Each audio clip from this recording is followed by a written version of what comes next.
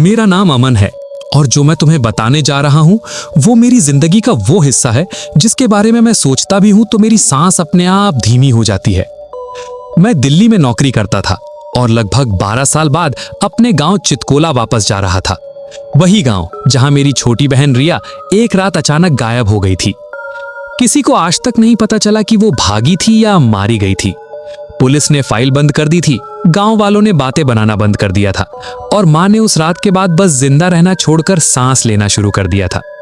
जब बस से उतरते वक्त मैंने ड्राइवर से कहा कि आगे गांव अंदर है, तो उसने सिर्फ इतना कहा, बेटा रात के बाद गांव खुद तय करता है कौन अंदर आएगा और कौन नहीं। मुझे लगा वो मजाक कर रहा है, लेकिन जब बस वापस मुड़ गई और मैं अकेला अंधेरे में खड़ा रह गया, तब मुझे पहली बार महसूस हुआ कि हवा में कुछ अलग है। गांव का बोर्ड आधा टूटा हुआ था और पूरा नाम भी नहीं दिख रहा था।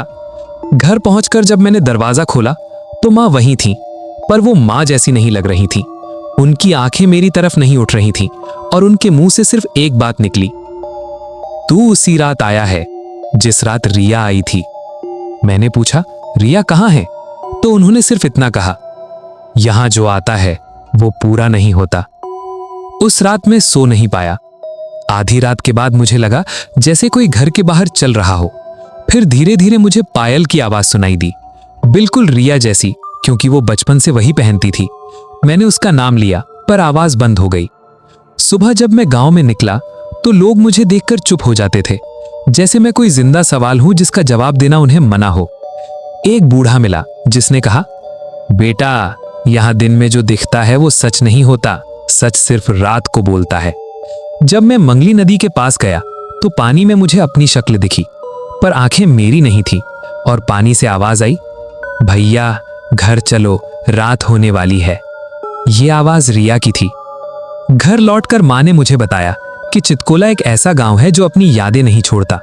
जो यहां पैदा होता है अगर बाहर जाकर अपनी जिंदगी बना ले तो गांव उसे वापस बुलाता है।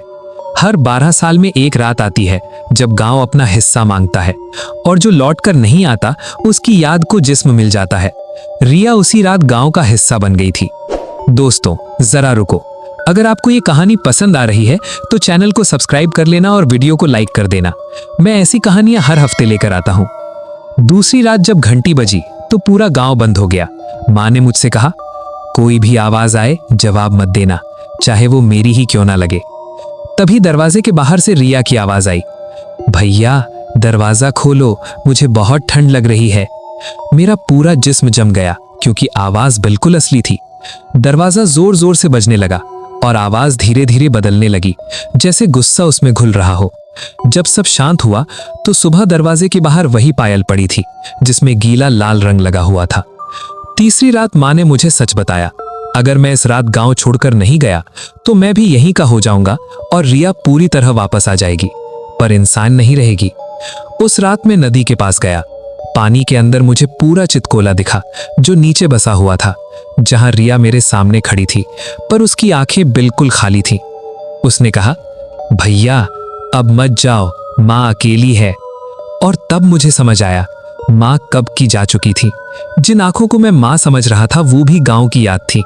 जैसे ही मैं पीछे मुड़ा पानी ने मुझे खींचना शुरू कर दिया और मुझे महसूस हुआ कि ये गांव सिर्फ जगह नहीं है, ये भूखा है।